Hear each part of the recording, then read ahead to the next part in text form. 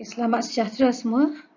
Video kali ini adalah sambungan daripada tajuk vektor yang lepas, konsep asas.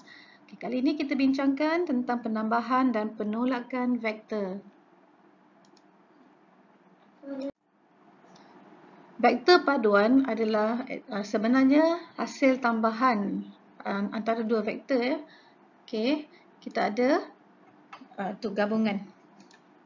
Yang pertama, kalau vektor selari. Vektor selari ni mudah je. Contohnya, kalau kita ada satu vektor A, satu lagi vektor 2A, yang mana vektor ini adalah selari tetapi skalanya berbeza. Untuk dipadukan, kita jadi A tambah 2A dapat 3A. Satu lagi ialah vektor tak selari. Okey, contohnya macam ni. Kita ada vektor P menghala ke atas dan vektor 2Q menghala ke kanan. Macam mana kita nak tambahkan kedua vektor yang tidak selari ni? Caranya adalah begini. Okey. Kita gabungkan kedua vektor tu. Maksudnya kita boleh, kalau dia dalam tempat yang berbeza, jadi kita boleh gambarkan dengan keadaan kita gabungkan kedua vektor tu. Jadi macam ni.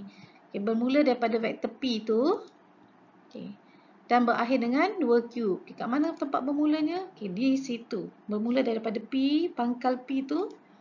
Okay, mula. And then dia bertemu di tengah-tengah antara penghujung P dengan permulaan 2Q tu. Situ dia bertemu kan? Okay, lepas tu berakhir dengan hujung 2Q.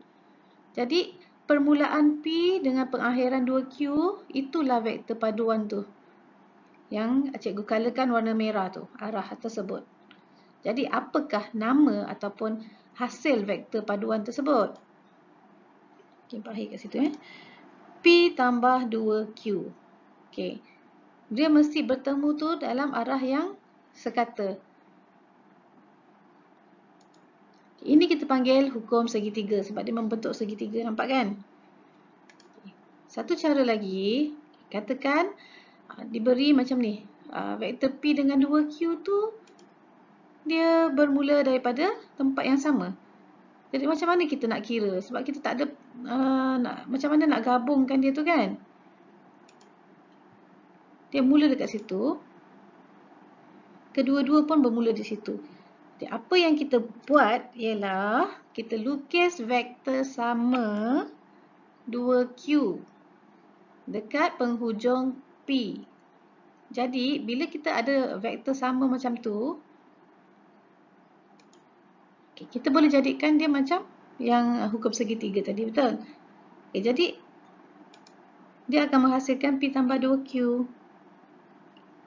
Boleh juga kita lukis vektor sama di sebelah, di penghujung 2Q. Kita lukis vektor sama P. Jadi, bila kita mula dengan 2Q, berakhir dengan P, jadi paduan kita ialah 2Q tambah P.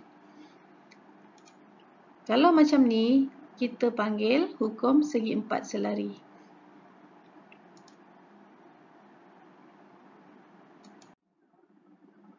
Okay, seterusnya,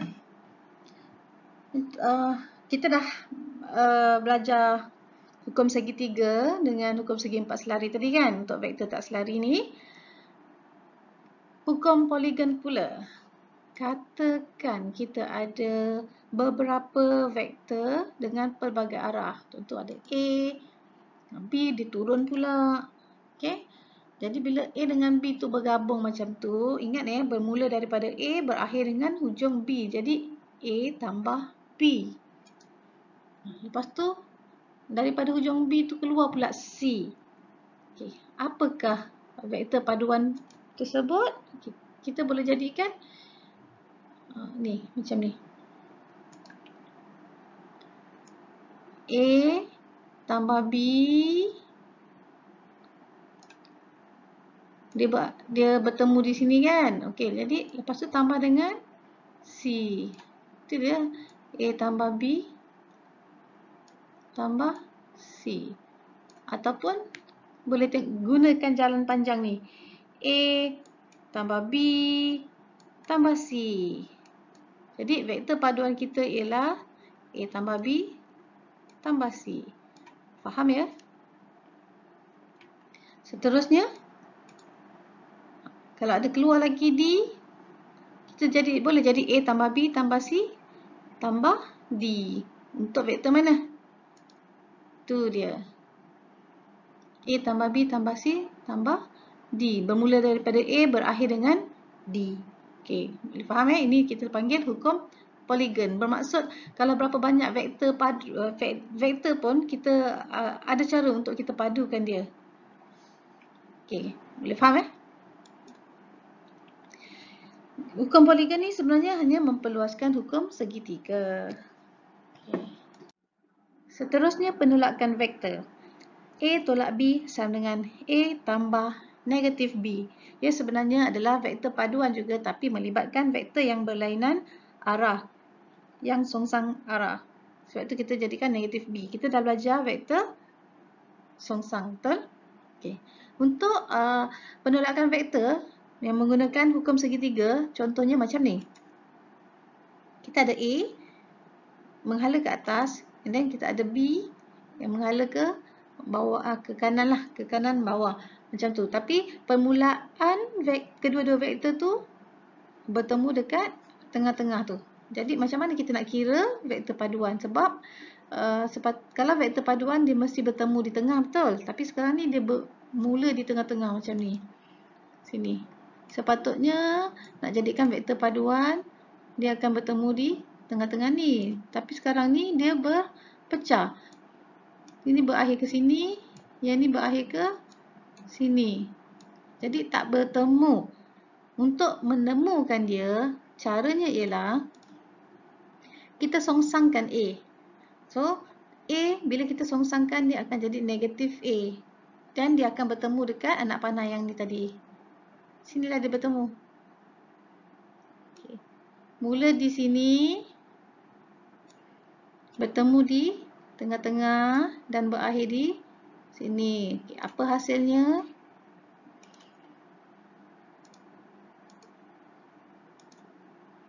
Okay. Dia jadi bersambung macam tu kan? Jadi apa nama vektor paduan untuk penolakan tersebut? Dia jadi negatif A tambah B. Atau kita nak cantikkan jadi B tolak A. Okay, kalau yang menggunakan hukum segi empat selari pula, macam ni kita kena lukislah kena cari vektor selari tu macam mana. Sebab kita nak padukan dia kan. Okay, itu adalah macam tu. Dia sama macam tadi. Bermula daripada A yang terbalik menjadi negatif A. Lepas tu ditambah dengan B. Jadi negatif A tambah B. Atau satu cara lagi ialah kita lukiskan satu vektor selari B. Lepas tu kita tambahkan dengan A yang songsang. A songsang ialah negatif A. Jadi bermula daripada B tadi berakhir dekat negatif A. Apa dia punya vektor paduan tu terhasil? B tolak A. Macam tu. Maksudnya bermula daripada sini B tambah dengan negatif A, jadi B tolak A. Macam tu. Boleh faham ya?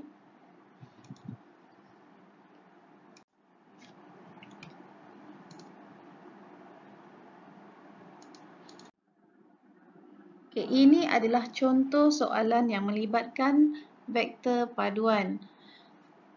Contohnya, rajah di sebelah menunjukkan sebuah segitiga OAB. Diberi bahawa AP nisbah PB sama dengan 1 nisbah 2. Tengok dekat gambar. Dekat rajah ni.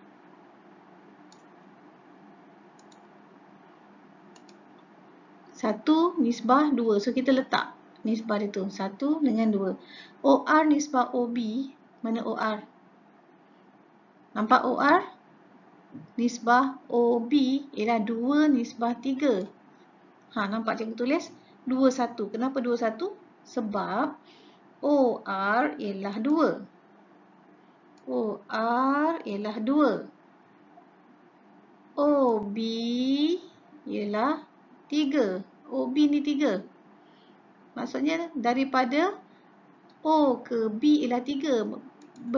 Beza dia tinggal berapa lagi? O ke B ialah 3. Jadi balance dia adalah 1. That's why cikgu tulis 1 bukannya 3. Okay? R ke B 1. O ke B ialah 3 tapi R ke B ialah 1. And then diberi OA ialah 3Y. Cikgu dah siap tulis tu. Dan OB ialah 9X. Okay, kalau O sampai B tu 9X, tu nisbah yang dia bagi tu. Okay. Maksudnya berapa? Macam mana pecahan dia kita nak bagi? Total tu 9X. Total tu juga adalah 3. Jadi 9X bahagi 3 ialah 3X. Bermaksud satu bahagian RB tu ialah 3X dan OR tu adalah 6X. Boleh faham tak? Jadi bila kita pecahkan ikut bahagian 6X dengan 3X. Sekarang kita kena cari vektor AB. Mana vektor AB? Tu. A, B.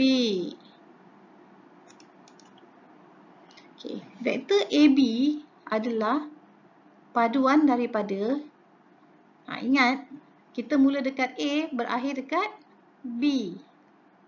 Ingat tadi yang bulat tu kan? Okay, ni.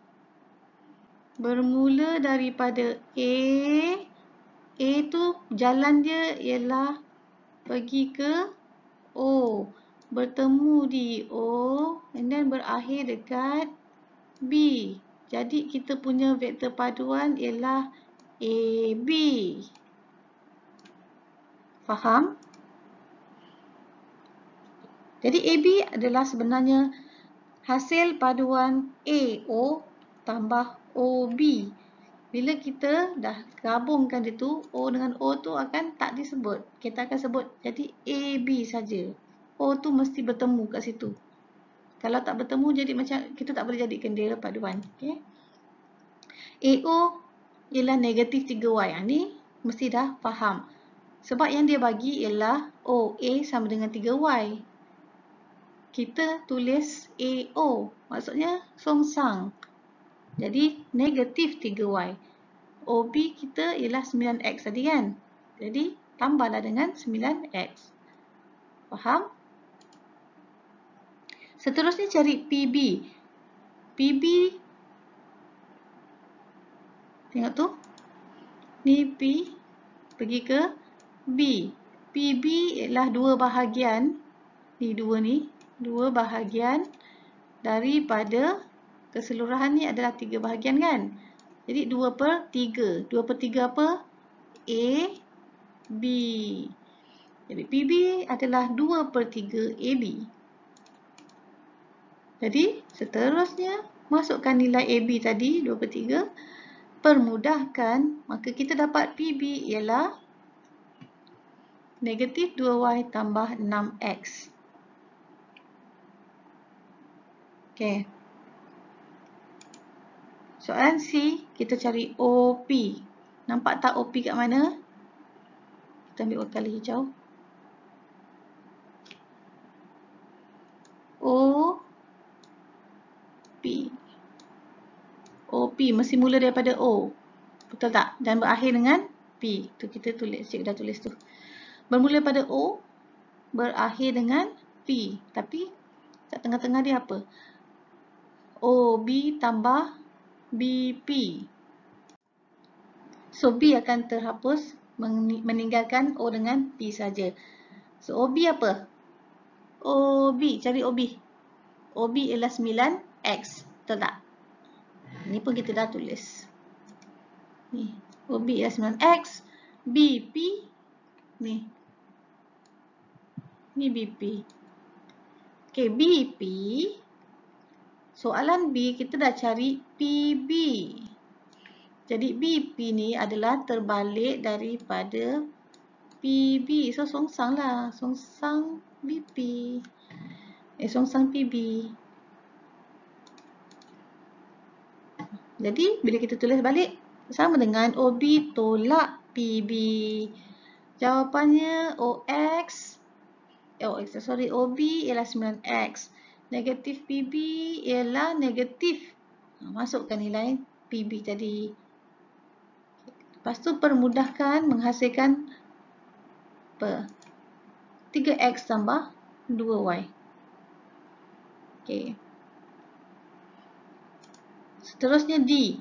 AR sama dengan AO tambah OR. Hapus O, tinggal A dengan R sahaja. AO ialah, kita dah tahu tadi OA dia bagi 3Y. Jadi AO adalah negatif 3Y. Terbalik. OR. OR tu dia berada di dalam ni. Sini. OR ialah ini. 2 daripada 3 bahagian OB. Betul. Tu. Negatif OA tambah 2/3 OB. Jadi negatif OA ialah negatif 3Y. Senang aja. OA ialah 3Y. So AO negatif 3Y. Just fikir macam tu je. OA ialah 3Y, maka AO adalah negatif 3Y. That's it. Okay. Jadi 2/3 OB tu kita dah figure tadi bahagian dia. OR tadi 6X dan RB ialah 3X. Betul? Awal-awal lagi kita dah figure tadi. Jadi boleh terus masukkan nilai dia. Seterusnya, contoh dalam buku teks muka surat 99.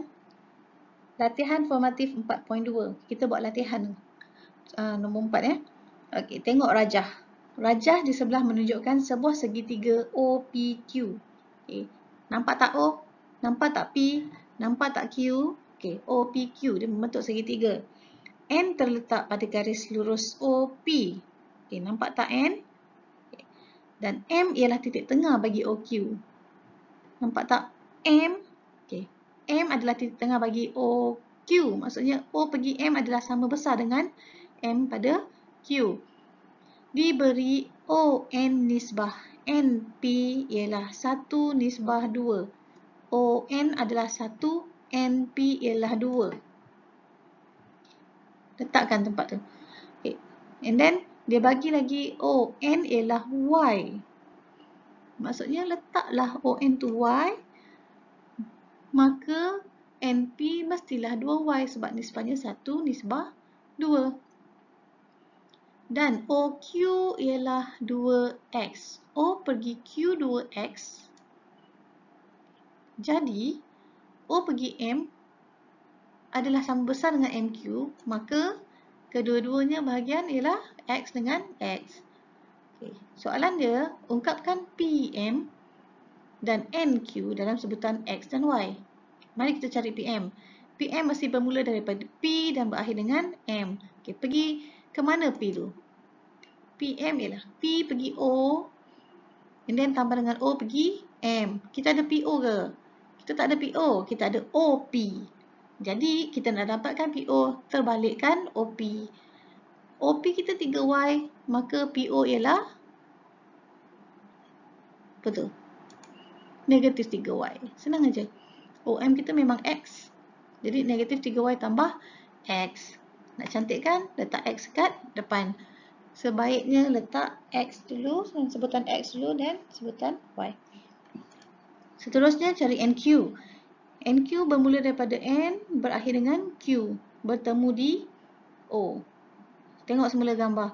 N pergi O. NO tambah OQ.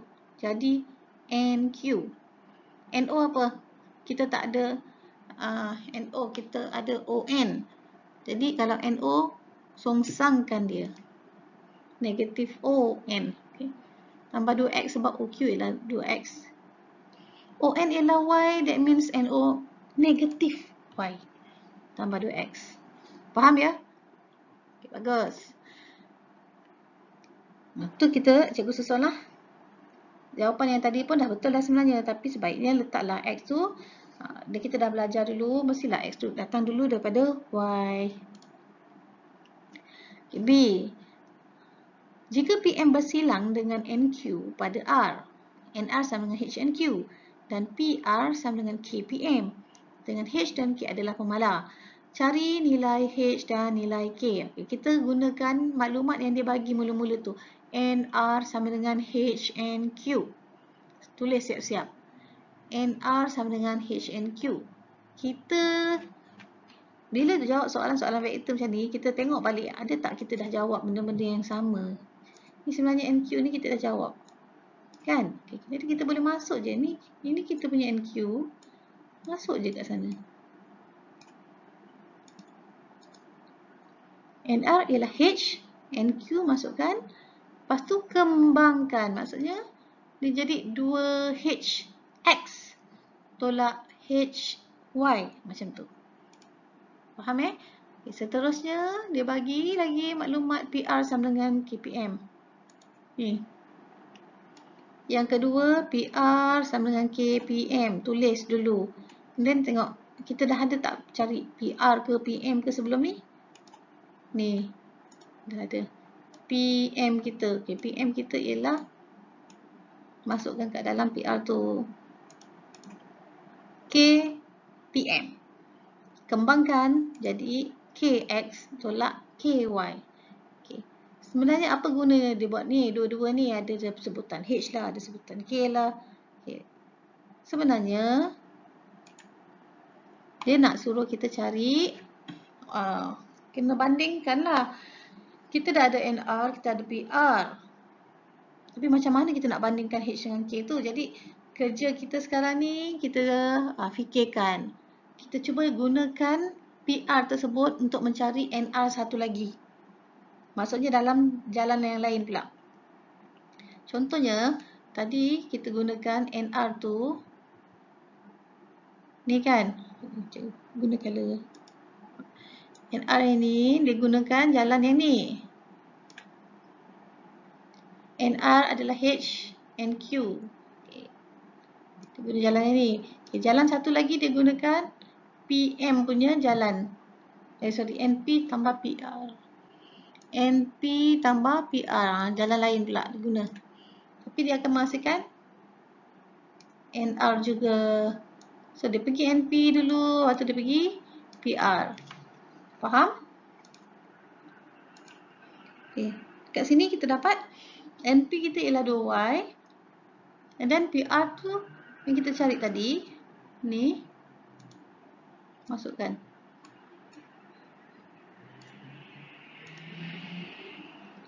P dengan P hilang akan jadi NR. Okay, lepas tu yang ni pemudahkan. 2Y tambah KX tolak 3KY. Y dengan Y kita gabungkan. X pergi depan. Okay, KX tambah 2Y tolak 3KY. Gabungkan kedua. Bukan gabung. Maksudnya bandingkan. NR jalan yang lurus tadi dengan NR jalan naik atas. So, yang X cikgu colourkan hijau untuk dua-dua persamaan ni kan. Ni. Ni yang X. Ni yang X. Okay. So, yang biru tu ialah sebutan Y. Nampak eh? So, barulah kita bandingkan. Untuk yang X, sebelah kiri 2H, sebelah kanan K. So, 2H sama dengan K. Untuk Y pula, sebelah kiri negatif H, sebelah kanan 2 tolak 3K. Nampak? Saya tulis tu. Jangan tak payah tulis yang Y dia lagi. Y tu kita letak atas. Okey. Lepas tu, gunakan yang K. Kita dah dapat sebelah kiri tadi. Masukkan dalam yang Y ni. K. Faham tak cikgu cakap apa? Ni, K ni masuk kat sini. K tu adalah 2H kan? Gantikan dia. Jadi, K tu jadi 2H. Okey. Jadi, permudahkan kita akan dapat nilai H. 5H sama dengan 2. Maka, H sama dengan 2 per 5. Dah dapat H sama dengan 2 per 5. Ganti balik kat dalam tu. K sama dengan 2 darab 2/5, maka K kita adalah 4/5. Boleh faham ya? Seterusnya contoh nombor 5. Tadi segitiga, ni segi 4. Sama je sebenarnya, segitiga ke segi 4 ke, kita akan gunakan paduan daripada mana, bertemu di mana, berakhir di mana. Macam tu je cara dia. Okey, raja di sebelah menunjukkan sebuah segi 4 selari ABCD. N membahagi garis lurus CB. Nampak? Dalam nisbah 1 nisbah 2. Siap-siap tulis. Garis lurus DB dan garis lurus AN bersilang pada titik X. Okey, nampak X? Diberi bahawa DA ialah 3A. Siapkan arrow. DC ialah B. DX, PDB, AX, QAN dengan P dan Q ialah pemalar. Ungkapkan DX dalam sebutan PAB dan QAB. Nampak? DX. Kenapa boleh dua sebutan tu? Satu sebutan P, satu lagi sebutan Q. Sebab kita boleh guna dua jalan. Untuk jalan yang pertama, DX sama dengan PDB. Tulis siap-siap.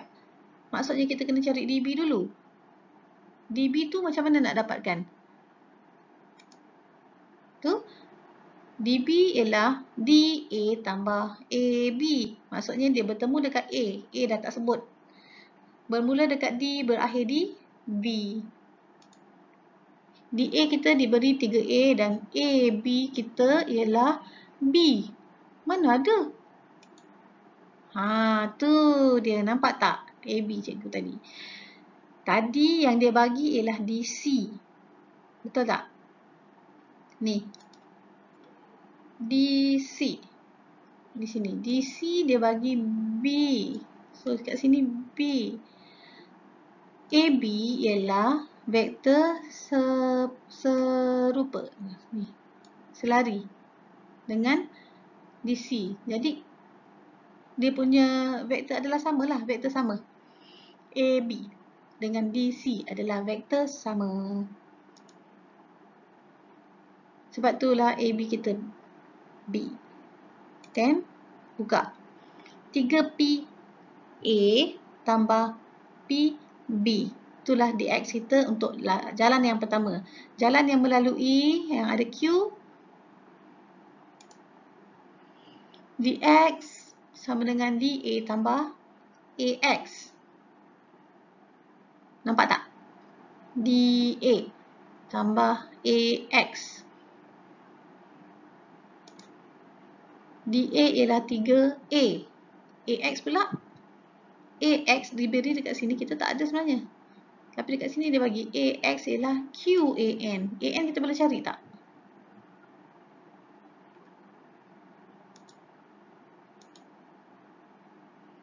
Tu dia. AN pula AB tambah BN. BN pula macam mana nak dapat ni? Okey, nampak tak tu? Kalau D pergi ke A, ialah 3A. Oleh kerana BC tu, dia nisbah dia 2 nisbah 1 kan? Ataupun CB 1 nisbah 2. Jadi, dia terbahagi 2 dengan 1. Maksudnya dia 2A dengan 1A. Tapi tengok arah. Arah menghala ke atas ialah positif. Jadi, bila BN menghala ke bawah, dia terbalik. Negatif 2A. Okey. 3A tambah B tolak 2A. So, kembangkan Q tadi. Dan susun 2QA dengan QB. A dengan A tu kita gabungkan. Tu. Satu sebutan A, satu lagi sebutan B. B. Seterusnya cari nilai P dan Q. Dah dapat cari nilai P dan Q, nyatakan pula nisbah AX nisbah XN. Macam susah je. Tak susah sebenarnya. Tengok. Kita bandingkan dx1 dengan dx2. Yang kita dah cari tadi. Dx tu benda yang sama, jadi kita bandingkan. Macam tadi, yang first tu A, sebelah A cikgu warnakan hijau, B cikgu warnakan biru. So, A untuk sebelah kiri ialah 3P, A sebelah kanan ialah 3 tolak 2A. 3 tolak 2Q, sorry. Then, untuk B sebelah kiri ialah P, B sebelah kanan ialah Q. So, P sama dengan Q. Kat situ kita dah nampak nilai dia sama. Cikgu masukkan Q tu gantikan dengan P. 3P sama dengan 3 tolak 2P. Dan 2P buat sebelah jadi tambahkan. 5P sama dengan 3. So, P ialah 3/5. Oleh kerana P sama dengan Q, maka Q juga 3/5. Boleh? Nak cari nisbah AX, nisbah XN. Yang kita ada maklumat ialah AX nisbah 3/5 ialah 3/5 AN. Macam mana tu? Cikgu dah siap tulis tu. Okay. AN tu kita bawa sebelah, kita akan dapat macam ni tau. AX per AN sama dengan 3/5. Jadi dekat sini kita dah nampak. AX ialah 3. Cikgu guna warna hijau AX ialah 3. Nampak kat gambar Raja tu? And then AN ialah 5. A sampai N ialah 5. Jadi kalau A sampai X dah 3, balance dia mesti 2. Jadi cikgu tulis kat sini 2 lah.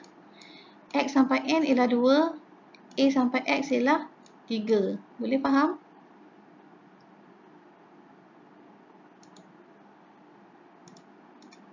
Oleh itu, AX nisbah XN sama dengan 3 nisbah 2.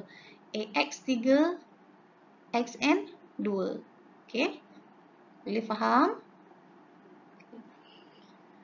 Okay, sekiranya tak faham, boleh ulang lagi. Tengok, memang kena tonton 2-3 kali baru boleh betul-betul faham. Okay. Sebab benda ni, vektor ni, dia mudah tetapi dia mengelirukan sebab dia melibatkan banyak jalan. Okay, selamat mencuba. Bye-bye.